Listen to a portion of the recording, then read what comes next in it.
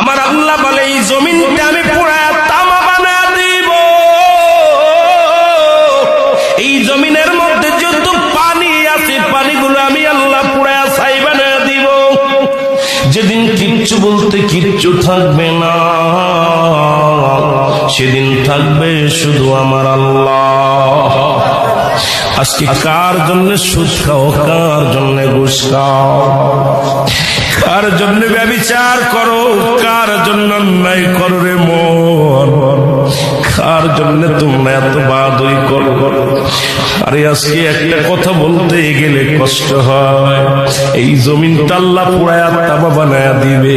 এই জমিনের মাটিগুলো পুড়ে হবে তামা। এই জমিনের যত পানি আছে পানিগুলো পুড়ে হবে ছাই।